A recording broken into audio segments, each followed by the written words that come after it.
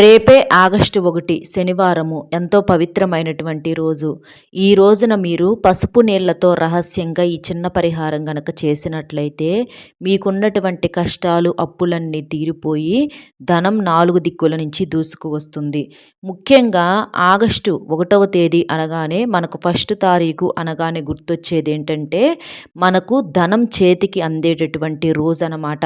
నెలంతా కూడా కష్టపడి ఈ 1వ తారీఖు కోసం అందరూ కూడా ఎదురు చూస్తూ ఉంటారు. ఎందుకంటే ఈ రోజున మనం పడినటువంటి కష్టానికి అది ఉద్యోగంలో కావచ్చు, లేదా వ్యాపారంలో కావచ్చు, లేదా ఒక చిన్న కూలి పనైనా సరే, అలా ఏదైనా సరే మనం పడినటువంటి కష్టానికి ఈ ఒక్కరోజు ఆ వచ్చేటటువంటి ఆ ధనాన్ని చూసి మనం ఆ కష్టాన్ని మర్చిపోగలుగుతాము, సంతోషంగా ఉండగలుగుతాము. ఒక రూపాయి పొదుపు చేసుకోవాలని చెప్పేసి ఎదురు చూస్తూ ఉంటాము. ఈ రోజు కోసము నెలంతా కూడా ఎదురు చూస్తూ ఉంటామన్నమాట. కానీ ఆ రోజు ఇలా వచ్చి అలా వెళ్ళిపోతుంది. మనకి ఈ ఫస్ట్ తారీఖు ఏంటంటే ఈ నెల శనివారంతో కూడుకొని వచ్చింది. శనివారంతో కూడుకొని రావటం వలన కొన్ని రకాలైనటువంటి సమస్యలైతే మనకుంటాయి అన్నమాట. అంటే ఈ శనివారంతో మనకి ఫస్ట్ తారీఖు మొదలైంది కాబట్టి ఈసారి మనకేంటంటే డబ్బైతే చేతికి వస్తుంది కానీ ఊరకనే ఖర్చులనేవి ఎక్కువగా ఉంటాయి అన్నమాట. డబ్బు చేతిలో నిలబడకపోవటము, నీటికిలాగా ఖర్చు అయిపోవటం కావచ్చు, లేదా కొన్ని రకాల అనారోగ్య సమస్యలు రావటం కావచ్చు, లేనిపోని నిందలు రావటం కావచ్చు, ఇలాంటివి జరుగుతూ ఉంటాయి. ఎందుకంటే 1వ తేదీ అనేది మనకు శనివారం తిథితో కలిసి వచ్చింది కాబట్టి కాస్తంత జాగ్రత్త అవసరం అన్నమాట. కాబట్టి మీరు ఈ రోజున ఏంటంటే వెంకటేశ్వర స్వామికి పిండి దీపారాధన చేసి ఇంట్లో భక్తి శ్రద్ధలతో పూజ చేసుకున్నట్లయితే ఈ వృధా ఖర్చులన్నీ కూడా మీకు తగ్గిపోతాయి. ఆ ఏడుకొండల స్వామి యొక్క అనుగ్రహం అనేది మన మీద ఉంటే మనకు అప్పుల సమస్యల నుంచి కూడా బయటపడగలుగుతాము. ఇంకా ఒక రూపాయి మనం దాచుకోవాలనుకున్నట్లుగా దాచుకోగలగటము, సొంతింటి ఖర్చులు కల ఏదన్నా ఉంటే అది నిజం చేసుకోగలగటము, లేదా మనకు వచ్చేటటువంటి ధనానికి అంటే వృధా ఖర్చులు ఒక్కొక్కసారి ఏదన్నా అనారోగ్య సమస్యలు వచ్చినాయి అనుకోండి, గబా గబా అప్పు చేయాల్సిన పరిస్థితి వస్తుంది. ఒక్కొక్కసారి ఏదన్నా అనుకోని ఫంక్షన్లు వస్తే చేతిలో డబ్బు ఉండకపోవటం ఇట్లాంటివి జరుగుతూ ఉంటాయి అన్నమాట. ఆ అప్పులకి ఏంటంటే వడ్డీలు ఎక్కువగా పడతా ఉంటాయి. కాబట్టి అలాంటి ఖర్చులు ఏది మా నెత్తి మీద పడకుండా చూడు దేవుడా, మాకు అప్పులు లేకుండా ఉంటే చాలు, మాకు వచ్చే సంపాదన అనేది ఒక రూపాయి మేము పొదుపు చేసుకొని మా యొక్క కలలు నెరవేర్చుకోగలిగితే చాలు అని చెప్పేసి ఆ దేవుడికి మీరు మనస్ఫూర్తిగా ఇంట్లో చక్కగా రేపు వెంకటేశ్వర స్వామికి గంధము, కుంకుమ, పుష్పాలతోటి చక్కగా అలంకరణ చేసుకొని మీరు పూజ చేసుకోండి. పిండి దీపారాధన చేసుకుంటే అది ఇంకా శక్తివంతమైందనమాట. లేదు అనుకుంటే మీరు మామూలుగానైనా సరే దీపారాధన ప్రమిదల్లోనైనా దీపం వెలిగించుకోవచ్చు, లేదా మట్టి ప్రమిదల్లోనైనా చేసుకోవచ్చు అనమాట. మీకు అనుకూలం ఉంటే పిండి దీపారాధన చేసుకుంటే స్వామివారికి పిండి దీపారాధన అంటే చాలా ఇష్టం కాబట్టి మీ యొక్క కోరిక ఏదైతే ఉందో అది ఇంకా ఖచ్చితంగా నెరవేరుతుంది. మీకు డబ్బుకు నెల మొత్తం కూడా ఎలాంటి దిగులు అనేది లేకుండా ఉంటుందన్నమాట. ఇక్కడ పసుపు నీళ్ళు అంటే పసుపు అనేది ఎంతో శుభప్రదమైనది. శుభకార్యాలను తీసుకురావటానికి, శుభ సూచనలు తీసుకురావటానికి పసుపు బాగా ఉపయోగపడుతుంది. అలాంటి పసుపును మనం నీటిలో వేసినప్పుడు ఏంటంటే ఆ నీరు అనేది ఎంతో పవిత్రంగా మారతాయి అన్నమాట. కాబట్టి పసుపు నీళ్ళతో చేసేటటువంటి ఈ పరిహారం వల్ల ఏంటంటే మన జాతకంలో ఉన్నటువంటి శని దోషాలు అంటే ఏలినాటి శని, అర్ధాష్టమ శని, కొన్ని రకాలైనటువంటి ప్రమాదాలు ఇలాంటివన్నీ తొలగిపోయి మనకు అదృష్టాన్ని, ఐశ్వర్యాన్ని తెచ్చిపెట్టడానికి, లక్ష్మీదేవి యొక్క అనుగ్రహం మన మీద ఉండటానికి చాలా బాగా ఉపయోగపడుతుందన్నమాట. చుట్టూత మనుషులు ఎంతమంది ఉన్నప్పటికీ కూడా ఎవ్వరూ కూడా మన కష్టాలను ఆర్చరు, తీర్చరు. ఇంకా మనం కష్టాలు పడుతుంటే సంతోషపడే వాళ్ళు మాత్రమే ఉంటారు. కానీ ఎవ్వరూ కూడా మన బాధను కనీసం వినే ప్రయత్నము, అర్థం చేసుకునే ప్రయత్నం కూడా చెయ్యరు. కాబట్టి మనకేదన్నా సమస్య ఉంటే ఆ దేవుడికి చెప్పుకోవాలి. ఆ దేవుడికి పూజ చేసుకొని దేవుడి దగ్గర కన్నీళ్లతోటి భక్తితో మీరు నమ్మకంతో ఆ తండ్రికి మీరు గనక మీ యొక్క సమస్య చెప్పుకుంటే అది ఎలాంటి సమస్య అయినా సరేనండి, మనుషులకు చెప్పుకోవటం వలన ఒంట్లో శక్తి పోవటం తప్ప ఎలాంటి ఉపయోగం అనేది ఉండదు. ఇంకా వాళ్ళని ఆనందం పెట్టిన వాళ్ళం అవుతాం అన్నమాట.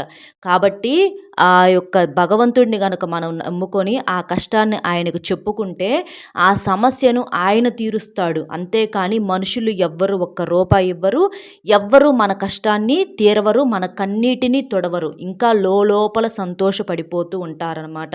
కాబట్టి చక్కగా రేపు భక్తి శ్రద్ధలతోటి వెంకటేశ్వర స్వామిని గంధము, కుంకుమ, పుష్పాలతో అలంకరణ చేసి పూజలో తులసీ దళాలను కూడా పెట్టి మీకింకా కుదిరితే తులసి మాలను కూడా స్వామివారికి సమర్పించి లేదా దగ్గరలో వెంకటేశ్వర స్వామి యొక్క ఆలయం ఉంటే రేపు ఫస్ట్ తారీఖు కాబట్టి చక్కగా స్వామివారికి తులసి మాలను కూడా సమర్పించి మీరు పూజ చేసుకున్నట్లయితే మీ యొక్క పూజకు కోటి రెట్ల పుణ్య ఫలితం అనేది కలుగుతుందనమాట. ఇంట్లో తులసి కోట దగ్గర కూడా ముగ్గులు వేసుకొని పసుపు కుంకుమలు చల్లుకొని తులసి కోట దగ్గర కూడా ఆవు నేతితో దీపాన్ని వెలిగించండి లేదా 2 సాంబ్రాణి కడ్డీలైన వెలిగించండి. తులసి కోటలో ఉన్నటువంటి మట్టి చాలా పవిత్రమైనది. దాన్ని కాస్త తీసుకొని మీ నుదుటిన పెట్టుకోండి. ఇలా చేస్తే బాగా కలిసి వస్తుంది. అలాగే రేపు పచ్చ కర్పూరంతో స్వామివారికి హారతిని ఇవ్వండి. అక్షింతలను కలిపి పెట్టుకొని అక్షింతలను కూడా వేసుకోండి. అలాగే రేపు రావి చెట్టును కూడా పూజించండి. ఎందుకంటే మనకు శనివారంతో ఈ ఫస్ట్ తారీఖు కలిసి వచ్చింది కాబట్టి రావి చెట్టును పూజించటం వలన మన జాతకంలో ఉన్నటువంటి శని దోషాలు ఏదైతే ఉంటాయో అవన్నీ కూడా పూర్తిగా తొలగిపోయి మనకు బాగా కలిసి వస్తుందన్నమాట. ఇంకా రేపు ఇంటికి నూనె వస్తువులు ఏవి తెచ్చుకోకూడదు. అంటే నూనె ప్యాకెట్లు, శనగ నూనె కానివ్వండి, లేదా మనకు తలకు రాసుకునే నూనెలు కానివ్వండి, చెప్పులు కానివ్వండి, ఇనప వస్తువులు కానివ్వండి, ఇలాంటివి ఏవి తెచ్చుకోకూడదు. తెచ్చుకుంటే దరిద్రం అనేది వెంటపడుతుంది. రేపు గడపలకు పసుపులు రాసుకొని కుంకుమ బొట్లు పెట్టుకొని చక్కగా గడపను అలంకరణ చేసుకోవాలి. సాయంత్రం వేళ గుమ్మానికి ఇరువైపులా కూడా దీపాలు వెలిగిస్తే ఆ కాంతుల్లో నుంచి లక్ష్మీదేవి అడుగు పెడుతుంది. ఇంకా రేపు తోటకూర ఇలాంటి ఆహార పదార్థాలను తినకూడదు. శనివారం రోజున తోటకూర వండకూడదు, తినకూడదని మనకు పెద్దవాళ్ళు ఎప్పుడూ కూడా చెప్తూ ఉంటారనమాట. కాబట్టి రేపు తోటకూరను తీసుకొచ్చుకొని వండుకోవద్దు, తినొద్దు. ఆరోగ్యపరంగా ఆకుకూరలు చాలా మంచివే. మీరు కావాలంటే ఇంకా గోంగూర, పాలకూర, బచ్చల కూర ఇలాంటివి తినండి, కానీ తోటకూరను వండొద్దు, తినొద్దు. తరువాత కోడిగుడ్లు కూడా తినకూడదు. ఎందుకంటే మనకు కోడిగుడ్డు అనేది నాన్ వెజ్ కాబట్టి కోడిగుడ్లను కూడా వండటం కానీ తినటం కానీ చేయకూడదు. ఇది ఈ రోజుల్లో చాలామంది శాకాహారంగా భావించి తినేస్తూ ఉంటున్నారు. కానీ మనకు ఫస్ట్ తారీఖు వచ్చింది. అంటే మనకు ఏడుకొండల స్వామిని భక్తి శ్రద్ధలతో పూజిస్తూ ఉంటాము. అలాంటి రోజున మనం ఇట్లా గుడ్లు తినేసేసి స్నానం చేసి పూజ చేయొచ్చులే అని చెప్పేసి ఇలాంటి పొరపాట్లు అనేవి ఎట్టి పరిస్థితుల్లో చేయకూడదు. అలాగే నలుపు రంగు బట్టలు ధరించకూడదు. నాన్ వెజ్ అనేది కూడా వండటం కానీ బయట తిని రావటం కానీ చేయకూడదు. మనం పూజని చేసినప్పుడు మన కష్టం తీరిపోవాలి అని అనుకున్నప్పుడు ఒకరోజు మనం చేసే పూజ ముందు ఫస్ట్ తారీఖు మనం చేసేటటువంటి ఈ పూజ ఏంటంటే మనకు నెల రోజులు పూజ చేసినంత పుణ్య ఫలితం అనేది కలుగుతుంది. మిగిలిన రోజుల్లో మనం చేసినా చేయకపోయినా సరే నెల రోజులు పూజ చేసినంత పుణ్య ఫలితం అనేది కలుగుతుంది. చక్కగా మనకు శనివారం తిథితో కలిసి వచ్చింది కాబట్టి చాలామంది కూడా ఉద్యోగస్తులు, వ్యాపారస్తులు శనివారాల రోజు ఇళ్లల్లో ఉంటారు. కాబట్టి మీకు పూజ చేసుకోవటానికి మంచిగా సమయం అనేది కూడా కుదిరిద్దనమాట. మీకు కుదిరితే స్వామివారికి ప్రసాదాలు కూడా సమర్పించండి. లేదు అనుకుంటే ఒక చిన్న బెల్లం ముక్కనైనా సరే మీరు నైవేద్యంగా సమర్పించి మీరు సింపుల్గా పూజ చేసేసుకున్న మనకు సరిపోయిద్దనమాట. మీకు కుదిరితే రేపు ఉపవాసం ఉండండి. చాలామంది శనివారం ఏంటంటే ఒంటి పొద్దు భోజనం చేసి ఉంటారనమాట. అలాంటి వాళ్ళు బాగోలేదు, అనారోగ్య పరిస్థితులు ఉన్నాయి అనుకుంటే పాలను, పండ్లను ఇలాంటి వాటిని ఆహారంగా తీసుకుంటూ మీరు ఉపవాసం అనేది ఉండొచ్చు అనమాట. అంతేకాని అసలు పూర్తిగా ఖాళీ కడుపుతో ఉండకూడదు. అలాంటప్పుడు మన ధ్యాస ఏంటంటే తిండి మీదకు వెళుతుంది. మన ధ్యాస తిండి మీద ఉండకూడదు, దేవుడి మీద ఉండాలన్నమాట. అలాగా మనం పూజ చేసుకున్నప్పుడు ఆ పూజ అనేది దైవానికి చెందుతుంది. ఇలా ఇంట్లో దీపాన్ని మీరు వెలిగించినట్లయితే మన జీవితంలో ఉన్నటువంటి ఆ యొక్క వెలుగుల రూపంలో చీకట్లన్నీ తొలగిపోయి మనకు అదృష్టము, ఐశ్వర్యం అనేది సొంతమవుతుంది. రేపు ఉదయాన్నే లేచి చక్కగా ఇంటిని వాకిలిని శుద్ధి చేసుకోవాలన్నమాట. ఇల్లు తుడిచేటటువంటి నీటిలో కాస్తంత రాళ్ల ఉప్పు అలాగే కాస్తంత పసుపు వేసి ఇల్లంతా శుభ్రంగా తుడుచుకొని పూజ చేసుకోవాలి. అలాగే స్నానం చేసేసిన తర్వాత పసుపు రంగు బట్టలు వేసుకుంటే రేపు బాగా కలిసి వచ్చిద్ది. కాళ్ళకు కూడా పసుపు రాసుకొని చేతులకు మట్టి గాజులు వేసుకొని చక్కగా ఇంట్లో ఆడవాళ్ళు పూజ చేసుకుంటే మీ భర్త సంపాదన పెరుగుతుంది, మీ ఇల్లు అనుకూలిస్తుంది, ఇంట్లో ఉన్నటువంటి నెగిటివ్ ఎనర్జీ అంతా తొలగిపోతుంది. ఉదయం పూట పూజ కుదరకపోతే సాయంత్రం పూటైనా చేసుకోవచ్చు. అలాగే ఈ పరిహారం కూడా మీరు సాయంత్రం వరకు కూడా చేసుకోవచ్చు అనమాట. అంటే సాయంత్రం సంధ్యావేళ 6 గంటల సమయం దగ్గర నుంచి మీరు చేసుకుంటే ఇంకా మీకు బాగా కలిసి వస్తుందన్నమాట. ఆ సమయంలో ఏంటంటే దేవతలు భూమిపైన తిరిగేటటువంటి సమయం కాబట్టి మనకు చెడు ఏదన్నా ఉన్నా కూడా అదంతా పూర్తిగా బయటికి తొలగిపోయి బాగా కలిసి వస్తుందన్నమాట. కాబట్టి రేపు సాయంత్రం సంధ్యా వేళలో అంటే సుమారు 4 గంటల ప్రాంతం దగ్గర నుంచి రాత్రి 9, 10 గంటల లోపు వరకు ఈ పరిహారం అనేది చేసుకోవచ్చు. ఈ పసుపు నీళ్ళ పరిహారము. అలాగే రేపు గోవును తాకి గోవుకు ఆహారంగా తోటకూరను, నల్ల నువ్వులను, కాస్త బెల్లాన్ని తినిపిస్తే మన జాతకంలో ఉన్న శని దోషాలు పోయి 33 కోట్ల దేవతల యొక్క ఆశీర్వాదం అనేది కలుగుతుంది.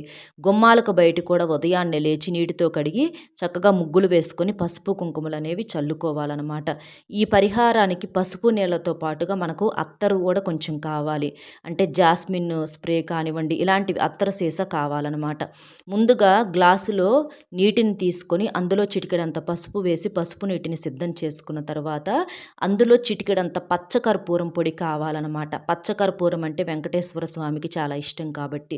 తరువాత ఈ అత్తరు సీసా తీసుకున్నాం కదా, ఈ అత్తరును కూడా 2 చుక్కలు ఆ పసుపు నీటిలో చల్లుకోవాలి. ఈ పచ్చకర్పూరాన్ని మెదిపి వేసుకోవాలి. తర్వాత 1 స్పూన్ ఆవాలు కూడా ఈ పరిహారానికి కావాలి. ఆవాలు ఏంటంటే నరదిష్టిని, శని దోషాలను తొలగిస్తాయి అన్నమాట. కాబట్టి ఈ మూడింటిని ఆ పసుపు నీటిలో కలిపేసేసి వీటిని సాయంత్రం 4 గంటల దగ్గర నుంచి ఈ పరిహారం చేసుకోవాలని చెప్పాం కదా. ఉదయం పూట కూడా చేసుకోవచ్చు, ఇంకా సాయంత్రం చేసుకుంటే మంచి రిజల్ట్ అనేది ఉంటుందన్నమాట. వీటిని మీ గుమ్మాల దగ్గర అంటే గడపల దగ్గర ఈ నీటిని కాస్తంత చల్లుకోవాలన్నమాట. ఎక్కువ వద్దండి. మీకు గడపల దగ్గర ఒక గుమ్మం ఉన్న, 2 గుమ్మాలున్న, 3 గుమ్మాలున్న అట్లా అన్ని గుమ్మాల దగ్గర కూడా ఈ పసుపు నీటిని ఏంటంటే చల్లుకోవాలి, చిలకరించాలి గడపల దగ్గర. ఇలా చిలకరించడం వల్ల ఏంటంటే ఈ మనకు ఇంటి పరంగా ఉన్నటువంటి నరదిష్టి, జనాల ఏడుపులు, నెగిటివ్ ఎనర్జీ, ఇంటి లోపల దుష్టశక్తులు ఏదన్నా ఉన్నా కూడా ఇవన్నీ కూడా తొలగిపోతాయన్నమాట. ఎందుకంటే మంచైనా చెడైనా మనకు ప్రవేశించాల్సింది గుమ్మాల దగ్గరే కాబట్టి మన గుమ్మం లోపలికి లక్ష్మీదేవి అడుగు పెట్టాలి, జ్యేష్ఠాదేవి బయటికి వెళ్ళిపోవాలి, ఎలాంటి చెడు మన ఇంటిని తాకకూడదు, మన ఇంటి లోపలికి ప్రవేశించకూడదు అని అనుకుంటే చక్కగా మీరు గుమ్మాల దగ్గర వీటిని చల్లి ఒక 5 నిమిషాలు అట్లా ఉంచేసేసి తర్వాత గుడ్డతోటి మీరు శుభ్రంగా తుడిచేసేసేయండి. అంతే, అట్లాగే ఉంచాల్సిన పని లేదనమాట. ఇలా చేయటం వలన మీకు నెల మొత్తం కూడా డబ్బుకు ఎలాంటి దిగులు ఉండదు, బాగా కలిసి వస్తుంది, వృధా ఖర్చులన్నీ తగ్గిపోతాయి, ₹1 పొదుపు చేసుకునే అవకాశం అనేది కలుగుతుంది. లక్ష్మీదేవి యొక్క అనుగ్రహంతో మీకు ఎప్పుడూ కూడా ధనానికి, ధాన్యానికి లోటు ఉండదు, అప్పుల బాధలు తీరిపోతాయి. వెంకటేశ్వర స్వామి యొక్క అనుగ్రహం అనేది మీ మీద, మీ ఇంటి మీద ఉంటుందన్నమాట.